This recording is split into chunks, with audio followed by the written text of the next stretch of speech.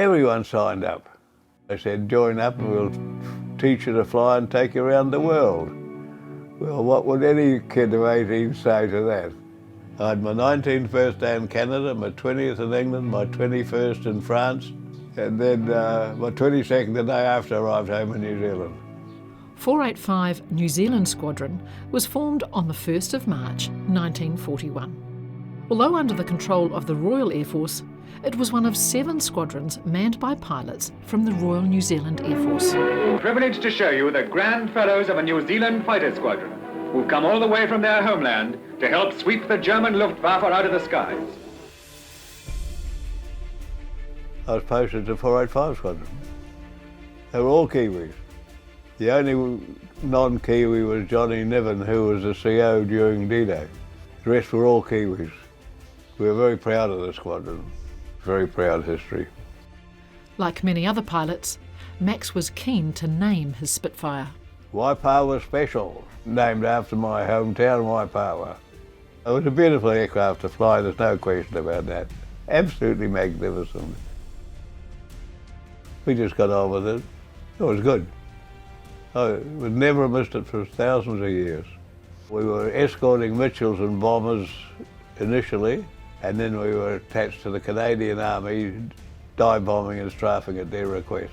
Every squadron has a crest and a motto, and 485's was reflective of their proud fighting spirit. Ka whai tonu, which means we fight to the end, and that's what we believed in. We had another name for it, which means we're in the shit. Max found himself in challenging circumstances daily and lost 3 aircraft. At Bodenplaat, the Germans put on a final effort to blow us out of Europe. He strafed all the airfields. We lost 13 Spitfires. Mine was one of them, and one was a Droper Joker landed on top of me. He was a young sergeant pilot. He landed too close to me and chewed me up. The propeller there, and my head was right in the middle of it. Yes, I was very lucky, yeah.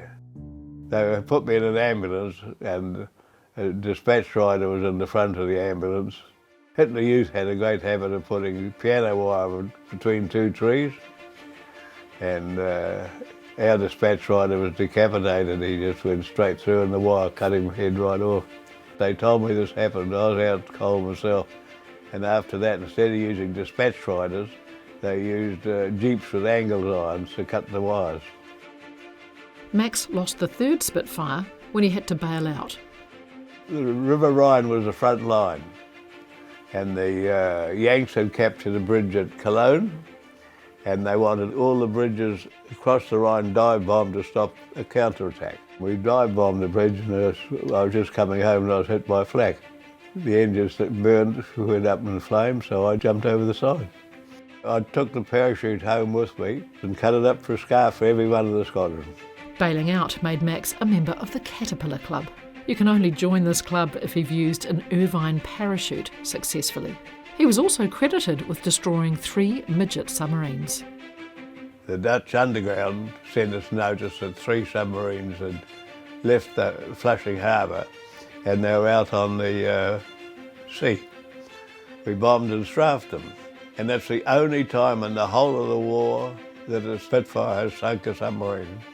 It's something I'm very proud of. Flying in fighter command was a risky business, and getting back home was never guaranteed. It always happened to someone else. Never happened to you. If a joker got shot down and was killed, you just wrote him off. Nothing else you could do. Even your best friend, you just couldn't do anything about it, just wrote him off. Amongst the hard times were good times too, with great mates. Russ Clark and Eddie Atkins. We shared a tent together for about 2.5 years. We got to know each other fairly well. Eddie Atkins was engaged to Hilda. I was best man for him, and I flew over. I walked into the room and said, "Can anyone lend me a couple of quid to pay the taxi?" The first I'd ever seen me. We got him married, and then I took off to fly home after I'd had a few drinks. But I got home safely. They opened up the airfield and put searchlights on for me, and I got home. go on one of those flips which have shaken the German Air Force to its landing wheels.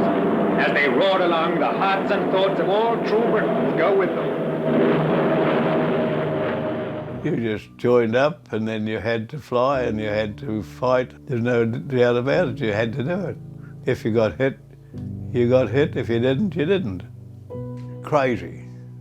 Absolutely crazy wars. Killed millions of people for no good whatsoever. Still, if the country goes to war, you've got to go too.